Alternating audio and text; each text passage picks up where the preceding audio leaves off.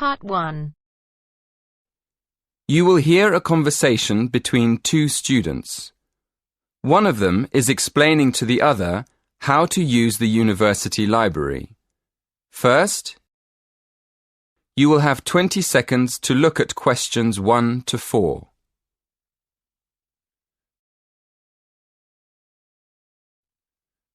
Listen carefully and answer questions 1 to 4. Excuse me, Lily. Could you help me? You know, we've got an essay to write about eating customs across the world. Yeah, we have to borrow some books, don't we? Yes, but I missed the library training.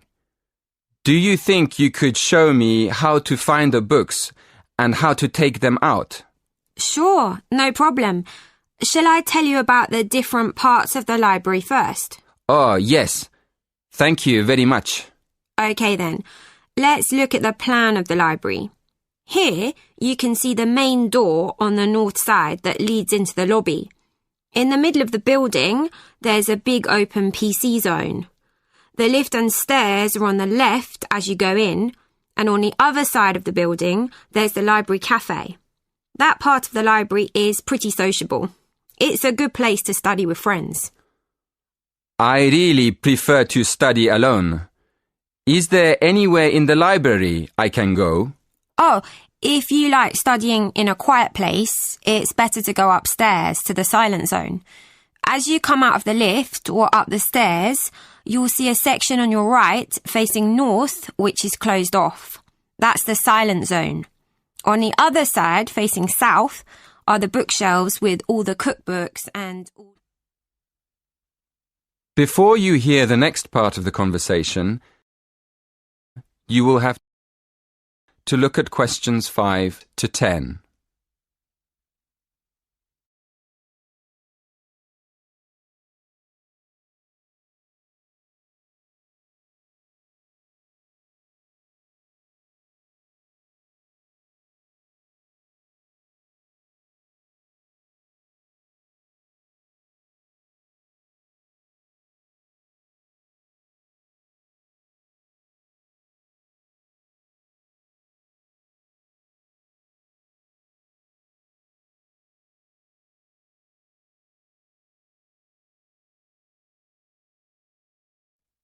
Listen carefully and answer questions 5, 10. Now, can you show me how to find a book? Well, the library's very big, and the books on food could be under cookery, or they could be in history, or even entertainment. So the first thing to do is to look it up in the online catalogue. Where do I do that? It's easy. There are lots of computers in the library for that. Okay, I see. Right, you look up the title first. When you found the book, you'll see it has a class mark next to it. The class mark is 1 or 2 letters and a number. Make a note of the class mark. Then look it up on the plan of the library. The plan shows you exactly what section of the library the books are actually kept in. Thank you very much, Lily. So how do I borrow a book? That's simple too. When you go to the library, you'll have to take your student ID card. When you want to borrow a book, you take it downstairs to the scanner. Then, scan your ID card first. Next, open the book and slide it under the scanner until it makes a sound, a short beep. And that's all you have to do. Oh, sorry, I forgot. At the end, the system prints out a ticket. It's a good idea to keep it for a while, just in case you have a problem with your loan. Thanks again, Lily. You've been really kind. That is the end of Part 1. You now have half a minute to check your answers.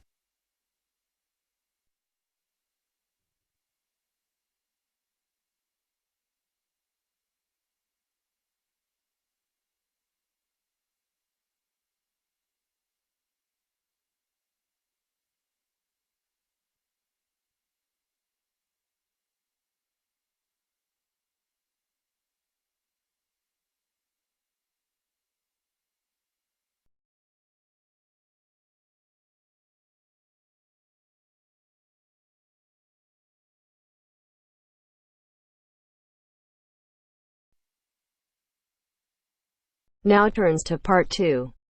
Part 2. You will hear a library assistant talking about the library she works in. You now have 30 seconds to read questions 11 to 15.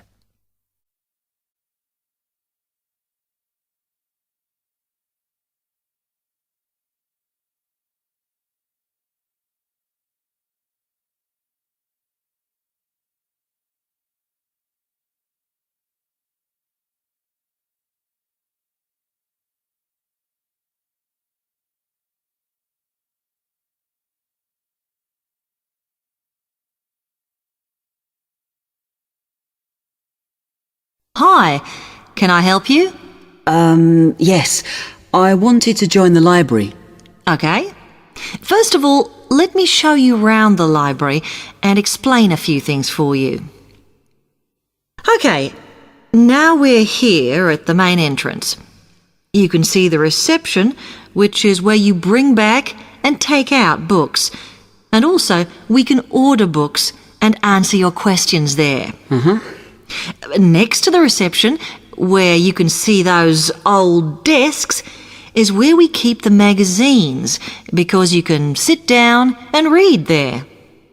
They're divided into sections for sciences, geography, arts, etc. Then, at the back of the library, you can see the section for old books. Next to that is where the books proper start. That used to be the science section, but now on those shelves you'll find the art section. We had a big reorganisation in the summer, which I think has made it clearer. The numbering is standard, so you should be able to find what you want quite easily. However, if you can't find something, it probably means it's been borrowed. Okay, then in the corner next to the reference section is where we thought it was quietest and away from the phones and printers and things, so we've put the study desks there. They all have computer access if you need it for your laptop. We do ask that you don't just read magazines there, though. Okay, then there's the reference section, where you can look up the files. Then, as we come back to the main entrance, is the next section, where we used to have the languages. It got very busy and noisy, so when we moved everything round, we decided to put the law books here. Also, because it's a smaller section, it fits quite well here. Okay then, we're back at the main entrance. Over there, by reception, there's a door that goes to the extension. And we have further sections, such as languages and study desks through there. So you could have a look round when we've finished. Then, just between reception and the door here, is where we decided to put the computers. But the computer magazines are in the magazine section, as we found too many went missing here. Okay, is that everything? You now have 30 seconds to read questions 16 to 20.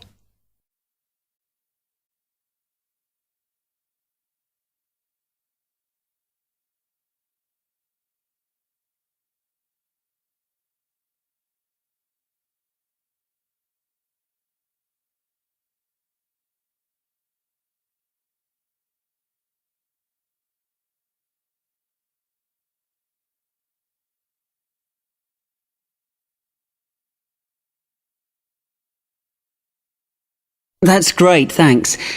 Can you just tell me a bit about borrowing and the rules and whatever? Of course. Over the last 2 months, we've been introducing a new system for this, and you can now take books out for 6 weeks. That's generally enough for most people. We usually get books back within 30 days. Of course, you may decide to renew the period. You used to have to come in to get the book stamped because we don't like doing it over the phone, as there's no record of it. But now you can do all that via email. If you do forget to renew, then we do make a charge, I'm afraid. That helps our costs, of course, but we do insist on it. The good news is that there is only one charge. I know some libraries charge £1 for 1 week and then it goes up with each week it's late. We ask for £1.50 as we think that's high enough to stop people being overdue. The other thing you may want to know is what you do about books that are not on the shelves. We do have a system for reserving them. All you have to do is fill in a yellow form behind those blue ones on the desk and give it to someone at reception. We'll let you know when it comes in. Also, sometimes you will need a journal article that we don't have but can get from other libraries. So we offer an ordering service if you need it. Now, if you'd like to fill in this form here.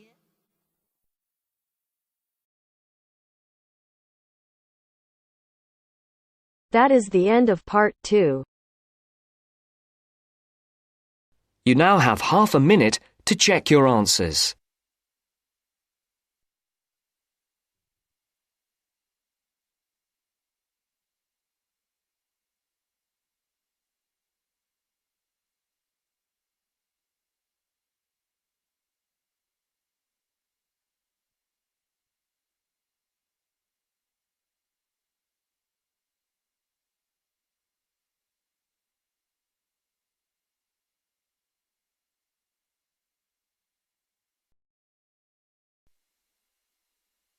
Now turns to part 3. Part 3. You'll hear someone talking to a group of university students. You now have 30 seconds to read questions 21 to 27.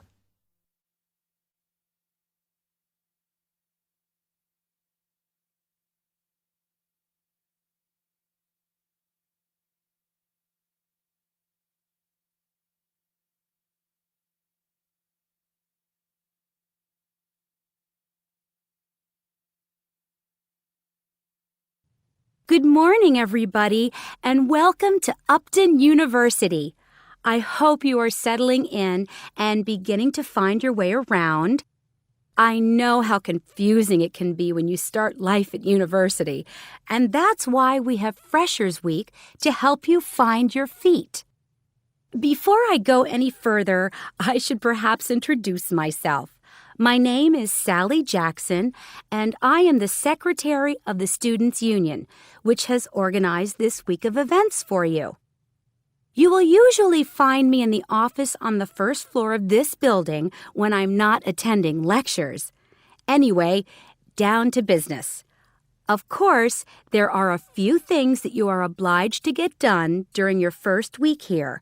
But once you've opened a bank account, if you haven't got one already, seen your director of studies to discuss which courses you are going to take, and signed up with a doctor, there will be plenty of time left to enjoy the events we have arranged for the week. And have we got a lot lined up for you?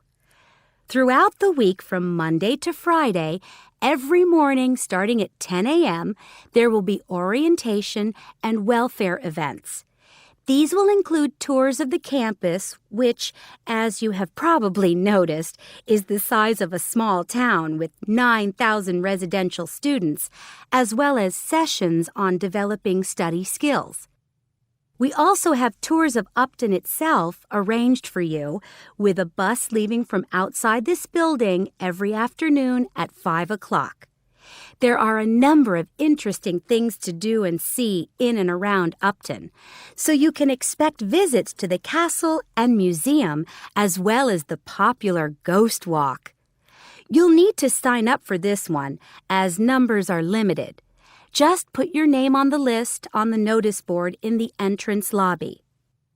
An important event is scheduled for Monday, that's the day after tomorrow, when we will be holding the academic fair. This is an opportunity for you to speak to students and academic staff about the courses that are on offer. The academic fair starts at 1 o'clock, by the way. There are a couple of other fairs that I think will interest you. First of all, we have the Societies Fair on Tuesday the 16th, which I think is an absolute must. You might not believe it, but the university has over 150 societies and sports clubs you can sign up for, so you are sure to find something of interest to you. That also starts at 1 o'clock, and it will be here in the Union Building. Also in this building is the Trade Fair on Wednesday from 2 until 5 in the afternoon. This one might sound a bit strange because you will find a load of banks and other businesses here trying to get your custom. You will find plenty of bargains and, best of all, a lot of the businesses give away stuff for free. You now have 15 seconds to read questions 28 to 30.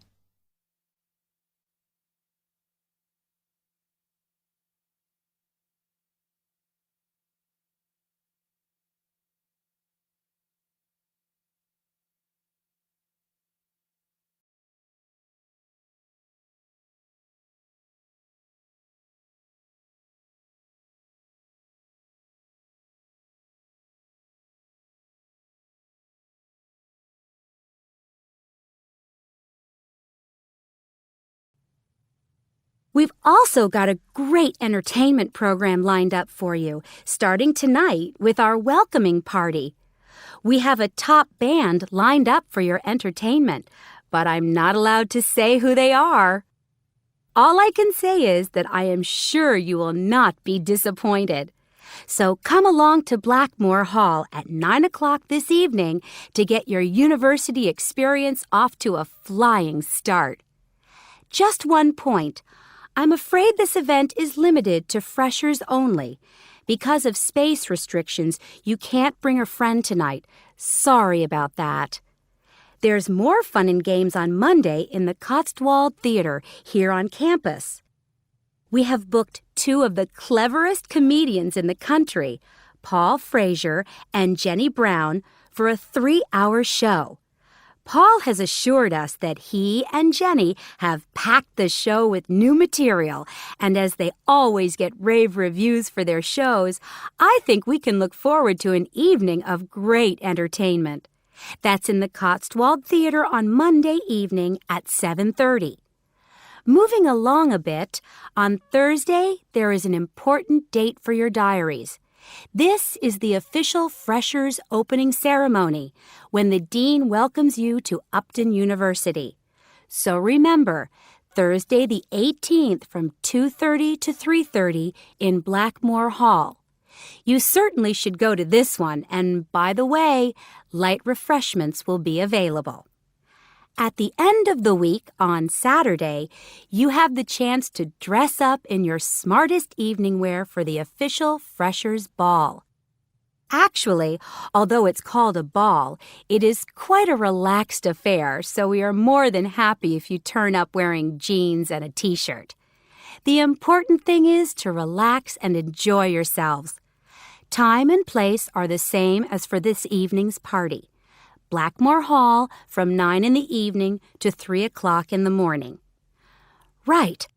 I think I've covered the most important and exciting events we have lined up for you, but there will be plenty of other things going on throughout the week, so remember to check the notice board in the entrance lobby regularly. Enjoy the rest of the day, and I look forward to meeting as many of you as possible this evening at the welcoming party. That is the end of part 3. You now have half a minute to check your answers.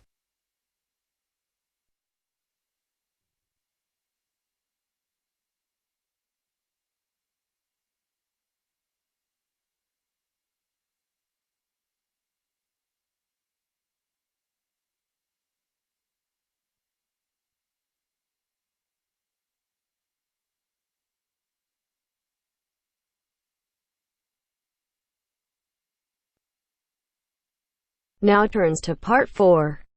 Part 4. Now listen to the second part of the lecture. As you listen, Complete the notes below.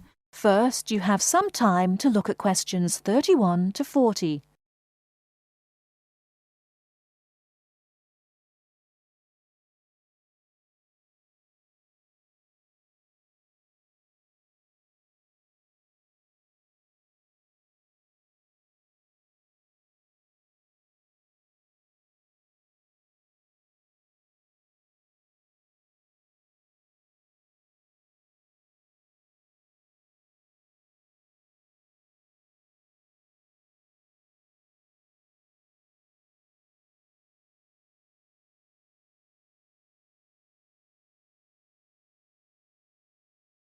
Now, listen carefully and answer questions 31 to 40. Now let's turn to shopping, which may interest you more. In general, shops open at 9 o'clock in the morning and close at 5:30 in the afternoon. In country towns and quieter suburbs, smaller shops close for an hour at lunchtime, and once a week there tends to be an early closing day when most shops shut during the afternoon. Many cities have a late night once a week when shops stay open until approximately 8 o'clock in the evening. You should ensure that anything you bring into the country, such as travelling irons, heated rollers, hair dryers and electric shavers, can be used on the standard British voltage, which is 240 volts, 58 Z. Many hotels will, on request, be able to supply adapters for electric shavers. When you travel, you may want to send postcards home. Stamps can be bought at post offices throughout Britain. They are open from 9 o'clock to 5:30 Monday to Friday, and until 12:30 on Saturday. Stamps can also be bought at postal centre stamp dispensers, at large stores and major tourist attractions. For posting letters, you don't have to go far before finding a red painted letterbox. Alternatively, use the letterboxes at post offices. You may ask how much to tip in hotels and how much it is for a taxi. There are no fixed rules on tariffs about this, and the following is intended only as a guide to customary practice. Most hotel bills include a service charge, usually 10 to 12%, but in some larger hotels, 15%. Where a service charge is not included, it is customary to divide 10 to 15% of the bill among the staff who have given good service. In restaurants, if a service charge is not included in the bill, then 10 to 15% is usually left for the waiter. For porters, we usually give 30p to 50p per suitcase. For taxis, 10 to 15% of the fare. Hairdressers, £2 according to how much work they have done, plus 50p to the assistant who washed your hair. If you drive in Britain, you should remember to drive on the left and overtake on the right. The wearing of seatbelts is compulsory for the driver and front seat passengers. Now let's talk about full details of Britain's road regulations. A copy of the Highway Code can be obtained from offices of the Automobile Association, AA, or Royal Automobile Club, RAC, at most ports of entry. These two motoring organisations can also provide plenty of helpful information to all motorists. Contact AA. Telephone is 01 854 7373, 24-hour service. RAC telephone is 0304 204 256, 24-hour service. For something more serious, telephone operators will give you the telephone number and address of a local doctor's surgery. Alternatively, you can go to the casualty department of any general hospital or, in the case of severe emergency, dial 999. 999 is free. Remember, unless you belong to a European Community country or one with which the UK has reciprocal health arrangements, you will be charged for the full cost of medical treatment in Britain, except in the case of accidents or emergencies requiring outpatients treatment only. It would therefore be wise to take out full medical insurance before leaving home. That is the end of part 4. You now have half a minute to check your answers.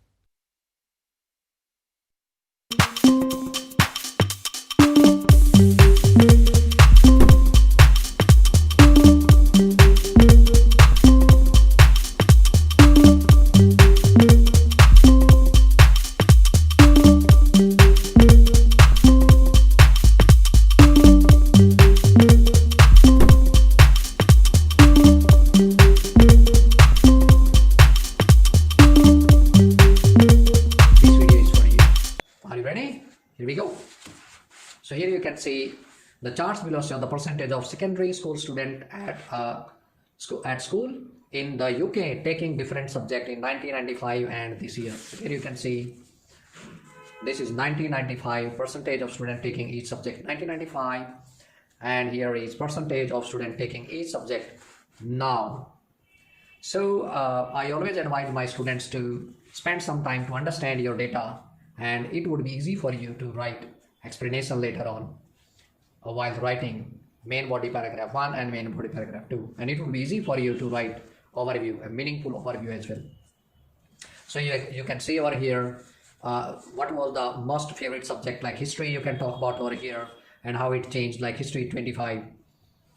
But you can see now in 1995 it was history which was a most favorite subject, but now you can see IT it's 27%, right? So you can see like art is 15% and here is just 8%, and geography 21%, and here you can see geography like increase here 23%.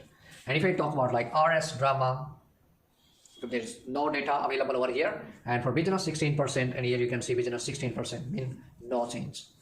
And now I have started writing my introduction. First of all, the rendered pie charts draw a comparison or compare the data or draw a comparison between the selection of different subjects by secondary school student in 1995 and at present in London.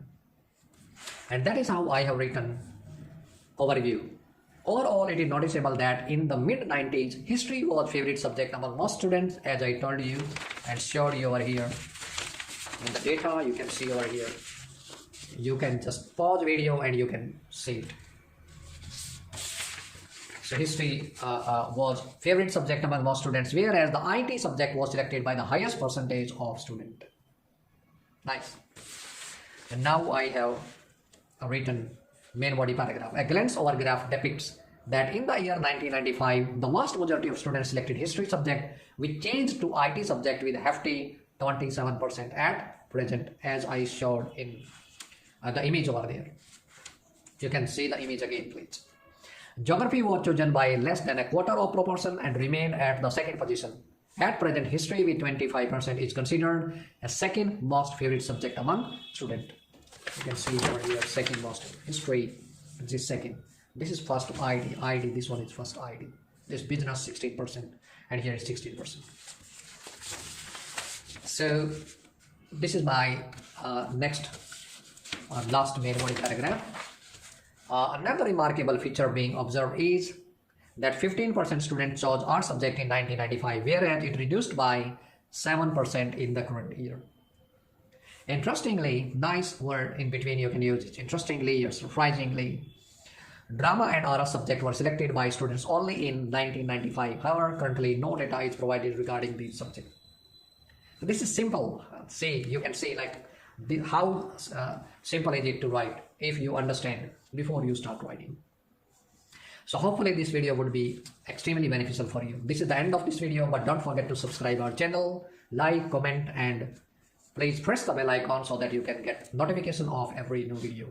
Bye bye for now. See you in my next video, and good luck with your preparation. Bye bye.